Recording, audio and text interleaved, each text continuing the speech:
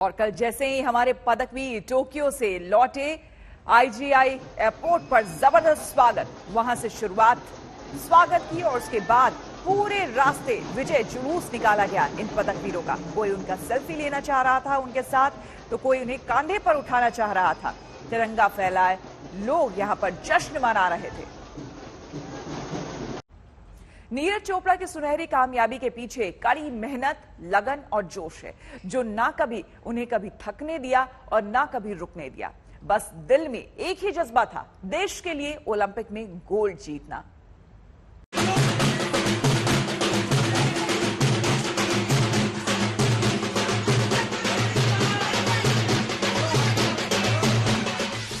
एकदम ऐसा लग रहा है जैसे दिमाग से एक बहुत ज्यादा बोझ था माइंड पे कि कैसा रहेगा, क्या रहेगा, इतना वेट करना पड़ा इसके लिए, वो एकदम उतर गया है। अभी अपने पास गोल्ड है तो ये काफी। जो अब तक सपना था,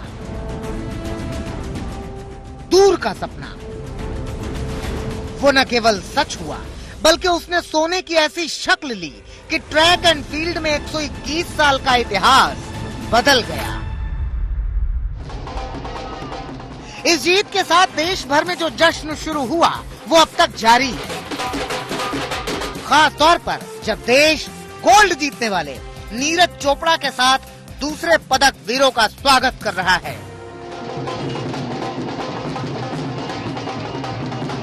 कितने दिनों तक जश्न चलेगा? अब तो ओलंपिक का गोल्ड है। देखो, जब तक चाहेंगे अपने भारतवासी तब तक चलता ही रहेगा। सुबह नीरज चोपड़ा का परिवार दिल्ली के लिए रवाना हुआ तो उनकी मां की बस एक ही आस थी कि नीरज को देखकर जीत की खुशी को दोगुना कर लें। आज वो खुशी पूरी हुई। कुछ ले जा रही है उसके लिए? हाँ जी, मिठाई सारी चीज तैयार कर पैकिंग कर रखी। पैक मिठाई ले जा रही है साथ में? मिठाई लेके जाके और वहीं पर खिलाएंगे उसे? हाँ, वहीं खिलाएंगे। बेटे को साथ लेकर के आना है या वो जब तक वहाँ रहेगा उसके बाद ही? नहीं जी, वहाँ रहे तो बंदा 20 दिन लेटे आओगा, लेकिन कम से कम तसल्ली मिल जाएगा। आज आप उसको देख। हाँ, आज उसको देखने को जी मन खुश हो जाएगा। आज देश ही नहीं पूरी दुनिया में नीरज चोपड़ा के नाम का डंका बज रहा है। वहीं टोक्यो ओलंपिक में जेवलिन थ्रो में गोल्ड मेडल हासिल कर इस पोडियम तक पहुंचने का उनका सफर बेहद दिलचस्प रहा है। वो सफर जिसकी शुरुआत बेहद अनोखे अंदाज में हुई। मेरी फैमिली से भी कोई नहीं था और गांव में भी ऐसा कोई इंटरेस्ट नहीं था स्पोर्ट्स में किसी का, तो बस ऐसी फिटनेस के लिए गए थे, लेकिन वहीं पे ऐसे शुरू हो गया। तो बड़ी सिंपल शुरुआत थी, कोई ऐसा नहीं था कि बहुत ज्यादा कुछ सोच समझ के मैंने जेवलिन शुरू किया। बस स्टेडियम में गया था फिटनेस करने के लिए, लेकिन वहाँ पे मैंने जेवलिन थ्रो करते हुए देखा मेरे सीनियर्स को और फिर मैंने शुरू कर दिया। मगर जिस दिन से शुरू किया तो सब कुछ झोंक दिया। गांव से स्टेडियम 15 से 16 किलोमीटर दूर था। कभी नीरज बस पकड़ते तो कभी किसी से लिफ्ट लेते, तो रोज 30 किलोमीटर आना जाना, और किसी दिन बस छूट गई तो लिफ्ट लेने की नौबत आ जाती थी। आज देश जश्न में डूबा है। आम और खास, सरकार, सियासत सब शाबाशी दे रहे हैं। नीरज जी नमस्ते। नमस्ते सर। और बहुत बहुत बधाई आपको। इनामों की बौछार हो रही है, मगर एक खिलाड़ी के ओलंपिक गोल्ड मेडल तक की कहानी कितने संघर्षों के बीच आगे बढ़ी, ये उन्हीं के शब्दों में सुनिए। बिल्कुल आंखों के सामने बस निकल जाती थी तो फिर वेट करना पड़ता, कम से कम याद आया 1 घंटा। तो बिल्कुल वो आसान नहीं था, लेकिन मुझे लगता है कि वो टाइम बहुत ही जरूरी था एक उसके लिए, एक मेरा खुद के चेक करने के लिए भी कि भाई मैं ऐसे उस टाइम को झेल सकता हूँ कि नहीं। नीरज की मेहनत रंग लाने लगी। 2016 में नीरज उस वक्त रातों रात मशहूर हो गए जब पोलैंड में उन्होंने 86.48 मीटर के बड़े थ्रो के साथ जूनियर विश्व चैंपियनशिप जीतकर इतिहास रच दिया। नीरज चोपड़ा अब सीनियर रैंकिंग में 11वें नंबर पर आ गए। सेना ने इस कामयाबी को पहचान दी और उन्हें बतौर सूबेदार सेना में सम्मान के साथ शामिल किया। 2 साल बाद 2018 में नीरज ने जकार्ता एशियन गेम्स में गोल्ड मेडल जीत लिया। वहां उन्होंने 88.06 मीटर तक भाला फेंका, लेकिन 2019 में चोट की वजह से उन्हें भाला फेंकने वाले हाथ की सर्जरी करानी पड़ी। मतलब सब कुछ नहीं आ पाता, लेकिन दिमाग में जरूर आता है कि हाँ बहुत टाइम ऐसा भी आया कि जिसमें ऐसा लग रहा था कि पता नहीं क्या होगा आगे, क्या पता कैरियर खराब ना हो जाए, इंजरी वगैरह भी आई थी। लेकिन समय ने नीरज का साथ दिया। ओलंपिक एक साल टल गया और इस बीच उन्होंने जर्मनी के कोच उवे होन के साथ ट्रेनिंग की। 2021 के इंडियन ग्रांड प्री में नीरज चोपड़ा ने 88.07 मीटर भाला फेंककर अपना ही रिकॉर्ड तोड़ा। वहीं टोक्यो ओलंपिक में 87.58 मीटर थ्रो के साथ वो भारत के गोल्डन बॉय बन गए। टोक्यो में राहुल रावत के साथ आशुतोष मिश्रा, पानीपत, आज तक। जिस समय टोक्यो से लौटे शूरवीरों का दिल्ली में एयरपोर्ट से लेकर अशोका होटल तक स्वागत चल रहा था, जिस तरह से पूरा देश उनकी वीरता को सलाम कर रहा था, उसे देखकर देश के दिग्गज क्रिकेटर सुनील गावस्कर भावुक हो गए। सुनील गावस्कर आज तक के स्टूडियो में मौजूद थे, कनेक्टेड थे और खिलाड़ियों के स्वागत पर अपनी राय दे रहे थे। सुनील जी, अनमैच्ड मोमेंट्स, और आज जब हम अपने खिलाड़ियों को अपनी सरजमी पर वतन वापसी करते हुए देख रहे हैं, ये जोश, ये जज्बा देखिए, सिर पर उन्होंने प्लेयर्स के चेहरे लगाए हुए हैं। मतलब अनपैरेलल फीलिंग है इस बार ओलंपिक्स में। सुनील जी, बिल्कुल सही कहा आपने। बिल्कुल, मतलब ये जो क्षण है ना, इसे हम कभी भूल नहीं सकते। हम ये भी कह सकते हैं कि इस वक्त जब नीरज ने वो थ्रो किया, कहाँ पे हम थे। जैसे कि कभी कभी एक मोमेंटस मोमेंट होता है अपनी जिंदगी में, तो उसके बारे में लोग पूछते कि आप कहाँ थे उस वक्त, आप कहाँ थे, तो हम कह सकते कि हाँ, हम वहां पे थे, हम लोग स्टूडियो में थे, हम देख रहे थे और इतना मजा आ गया नीरज चोपड़ा का जो थ्रो देखकर, जहां से उन्होंने स्वर्ण पदक जीता। बहुत बहुत अच्छा लगा। और आज जिस तरह से उनका स्वागत हो रहा है, वो देखकर और भी खुशी हो रही है, क्योंकि ऐसा ही होना चाहिए। क्योंकि जब खिलाड़ी है, वो आपके लिए एक रोल मॉडल बनते हैं। मतलब सिर्फ क्रिकेट के लिए नहीं, पर आगे के हर एक स्पोर्ट के लिए आपके लिए एक रोल मॉडल बन सकते हैं। और यही है, और यही से तो भारतीय की जो स्पोर्टिंग की शान है और बढ़ेगी। देखिए, कोई अपने देश वाला कोई अच्छा करता है, पदक जीतता है, तो खुशी तो होती है, वो खुशी हुई थी, बड़ी खुशी। इट्स इनक्रेडिबल आपको ऐसे नम आंखों के साथ देखना सुनील साहब। गावस्कर इमोशनल हो रहे हैं हमारे प्लेयर्स की अचीवमेंट्स पर। गावस्कर, बहुत बहुत अच्छा लगा, बहुत। और मीरा भाई चन्नू ने भी जिस तरह से वो लिफ्ट किया, और जब उन्होंने वो वेट ड्रॉप किया, उनके चेहरे पर जो खुशी थी, वो देखकर भी बहुत अच्छा लगा। हाँ, गोल्ड मेडल नहीं मिला, पर जो एक खुशी थी, बहुत अच्छा लगा। विमेन्स हॉकी का मोमेंट कितना इमोशनल था गावस्कर जी। बिल्कुल, ऐसा लगा कि एक मिनट होता तो हम वो ब्रॉन्ज मेडल मिल सकता था, और 1-2 मिनट होते हमारे हाथ में। पर यही तो खेल की बात है ना, कभी कभी आप वो डिक्टेट नहीं कर सकते, टाइम बाउंड होता है। पर फिर भी, जैसा मैंने कहा कि उन्होंने सबके दिल जीते हैं, जिस तरह से उन्होंने ये खेल खेला है। मुझे याद है कि 2004 में जब भारतीय क्रिकेट टीम पाकिस्तान जा रही थी, और मेरे ख्याल से कुछ 10-12 सालों के बाद वो जा रही थी, तो अटल बिहारी वाजपेयी जी पंतप्रधान थे। तो उन्होंने एक बैट पर सिग्नेचर किया था, और बैट के साथ उन्होंने सौरव गांगुली और टीम को मैसेज दिया था, खेल ही नहीं, दिल भी जीतिए। और हमारे जो स्पोर्ट्स पर्सन है, उन्होंने वैसा ही किया। हमारी क्रिकेट टीम ने भी वहां पे 2004 में वहां पे जाकर खेल भी तो जीता था, मैचेस जीते थे, सीरीज जीती थी, पर फिर वहां जाकर दिल भी जीते थे। और यहाँ पे टोक्यो में हमारे भारतीय कॉन्टिंजेंट ने, पूरे कॉन्टिंजेंट ने सबके दिल जीते हैं। बारिश और उफान, 48 घंटे सावधान। जी हां, महाराष्ट्र, मध्य प्रदेश, राजस्थान, बिहार और हिमाचल में बारिश आफत की शक्ल में बरस रही है। इन 5 राज्यों में बाढ़ से 8 लाख हेक्टेयर से ज्यादा इलाके, खरीफ की फसल तबाह हो गई है, फसलें तबाह हो गई है और पुल पुलिया तबाह हो गए हैं।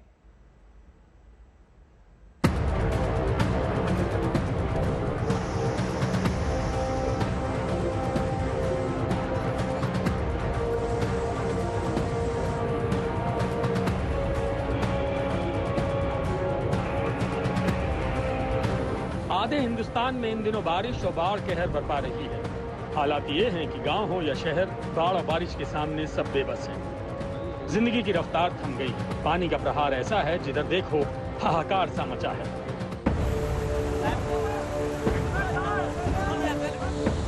राजस्थान के धौलपुर की ये तस्वीरें देखिए।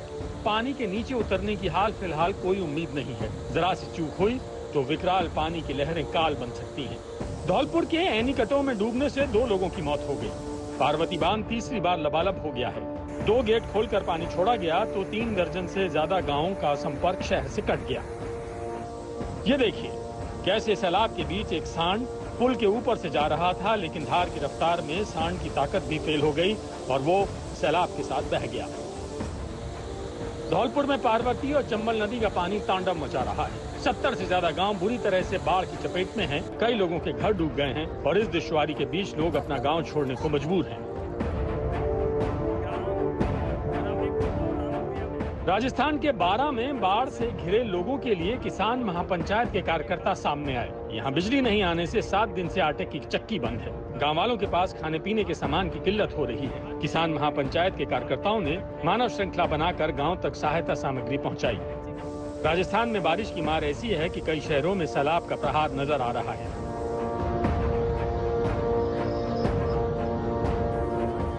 बाढ़ से बदतर हालत मध्य प्रदेश में भी बनी हुई है। ये निवाड़ी की तस्वीरें हैं। यहाँ भी लोग सैलाब के बीच मौत से मुकाबला कर रहे हैं। देखिए कैसे एक ट्रक का ड्राइवर जान जोखिम में डालकर पुल पार कर रहा है। सड़क पर गड्ढे हैं और पूरी सड़क बाढ़ के पानी में डूबी है, लेकिन हिचकोले खाता ये ट्रक इसके ऊपर से गुजर रहा है। जरा सी चूक जान पर भारी पड़ सकती है। कोई बड़ा हादसा ना हो जाए, लिहाजा पुल पर पुलिस को तैनात करना पड़ गया।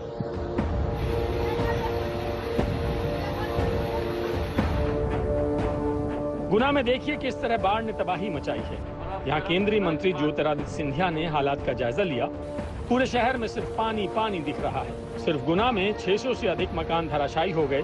450 गांव के 10,500 से ज्यादा लोग प्रभावित हुए हैं। बाढ़ के कारण 1,339 लोग बेघर हुए हैं, साथ ही 4 लोगों की मौत हो गई। अब विदिशा का हाल देखिए। पूरा का पूरा गांव पानी में डूब गया है। पानी का बहाव इतना तेज है कि जैसे सब कुछ बहा ले जाएगा और बचने के लिए लोग अपने घरों को छोड़कर भाग रहे हैं।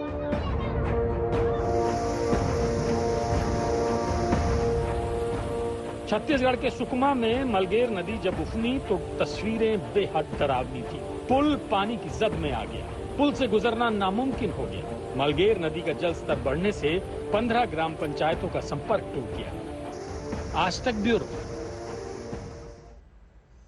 इस वक्त यूपी के कई शहर भी बाढ़ झेल रहे हैं। वाराणसी से लेकर प्रयागराज तक सैलाब ही सैलाब है। बारिश वाले राज्यों में बंगाल से लेकर सिक्किम और पूर्वोत्तर के राज्य शामिल हैं और अलर्ट है कि अगले 24 से 48 घंटों में मानसून के कहर से बारिश और तेज होगी।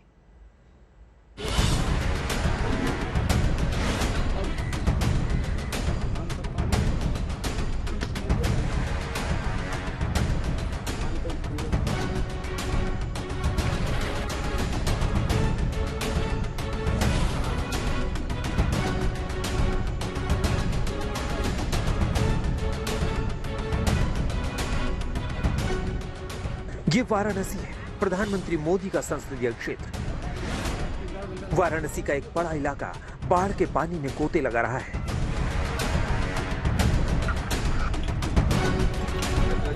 बाढ़ में सब कुछ डूबा है। बस्तियों में सैलाब ही सैलाब है। दिक्कत बहुत ज्यादा हो चुकी है। कागज यहाँ के समझ लो जितनी किसानी रही सब लोग के आदमी के बूढ़ चुकी हैं। उफनती और खतरे के निशान को लांघती गंगा ने सब कुछ अपनी आगोश में ले लिया है। गलियों में इंसान डूब जाए इतना पानी है। रिहायशी इलाकों में नावें तैर रही हैं। कोई अनहोनी ना हो जाए, नेशनल डिजास्टर मैनेजमेंट यानी एनडीआरएफ की बोट दौड़ रही है।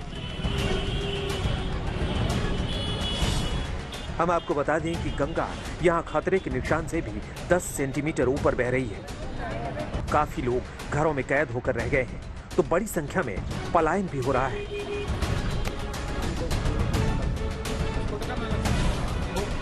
गंगा किनारे की कई बस्तियों में तो कई फुट तक पानी भरा है। पहाड़ों पर हो रही बारिश की वजह से गंगा उफान पर है और अपना रौद्र रूप दिखा रही है।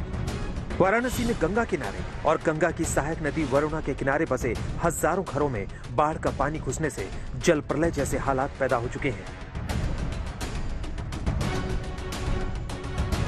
वरुणा नदी के किनारे की जितनी आबादियां हैं पूरा भरपूर पूरे वरुणा नदी के तट के किनारे पूरी यहाँ से लेके राजघाट से जब घुसेंगे आप तो लेके आप चौका घाट होते हुए पूरा नदी कचहरी तक अंद्रा पुल तक ये पूरी नदी का एरिया है पूरा डूबा। कोनिया, सरैया, अमरपुर, बटलोइया, मड़िया, सलपुत्री, सिधवा घाट, पुराना पुल, पुलकोना, नक्खी घाट, ये तमाम मोहल्ले जैसे दर्जनों मोहल्ले हैं जिसमें पूरी तरह से डूबे हुए हैं।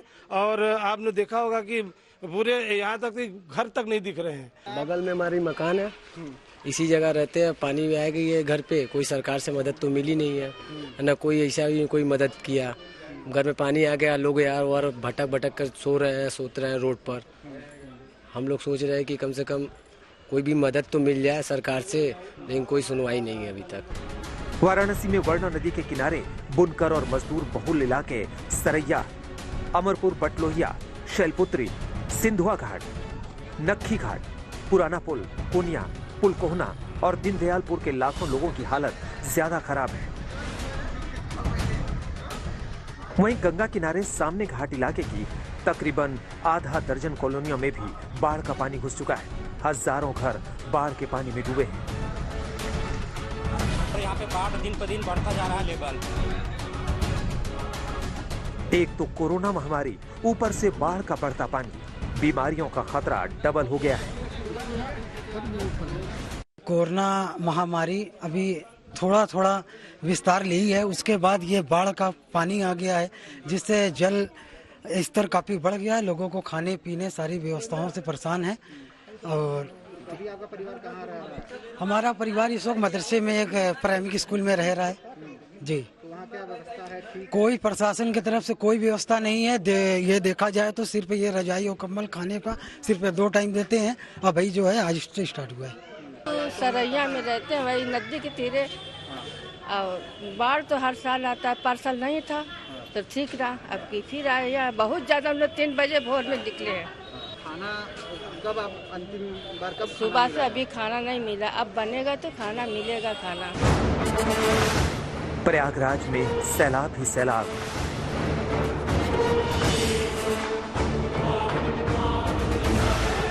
उफनती गंगा यमुना से मचा हाहाकार।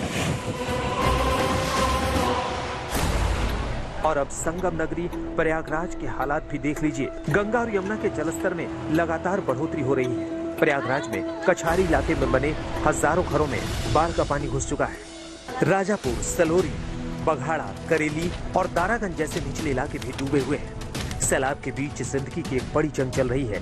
नावों से लोगों की मदद की जा रही है। लोगों ने अपने मकानों की छतों पर शरण ले रखी है। बाढ़ के पानी में घरों का सामान तैर रहा है। इलाके में बिजली काट दी गई है। पीने के पानी की भयंकर किल्लत हो रही है। लोग प्रशासन की मदद का शिद्दत से इंतजार कर रहे हैं। लमसम हजारों घर डूब चुके हैं। सभी के घर में पानी जा चुका है लमसम। और लोग ऊंचे स्थान पर जाने की कोशिश कर रहे हैं, जिसके लिए लोग नावों का सहारा ले रहे हैं जो प्रशासन द्वारा लगाई गई है।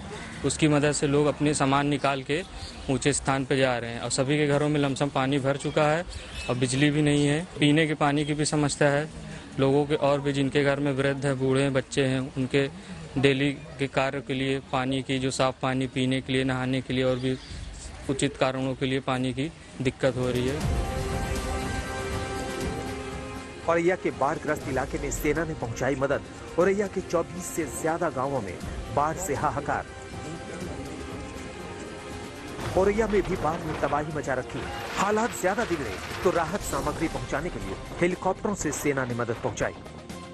बाढ़ग्रस्त इलाकों में सेना ने ड्राई फ्रूट्स, नमकीन और बिस्कुट के पैकेट गिराए, लेकिन जमीन गीली होने के चलते हेलीकॉप्टर लैंड नहीं कर सके और हवा में ही पैकेट गिराने पड़े। हम आपको बता दें कि औरैया जिले के 24 से ज्यादा गांवों में बाढ़ से हालात बदतर बने हुए हैं। यूपी में इस वक्त 15 जिले बाढ़ की त्रासदी झेल रहे हैं, जबकि यूपी में चंबल, यमुना, गंगा, वरुणा और घाघरा नदियां उफान पर हैं। अब सीएम योगी आदित्यनाथ इन बाढ़ प्रभावित इलाकों का दौरा करने जा रहे हैं।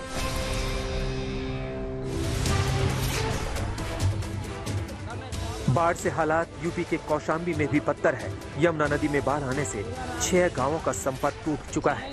ग्रामीण इलाकों में झोपड़ियां डूब चुकी हैं। लोग नावों का सहारा लेकर एक गांव से दूसरे गांव जाने को मजबूर हैं।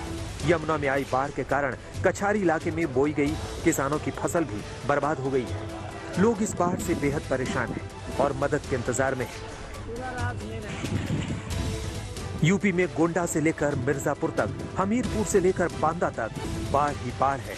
लोग प्रशासन की मदद का इंतजार कर रहे हैं और नदियों के प्रकोप से पनाह मांग रहे हैं। आज तक ब्यूरो।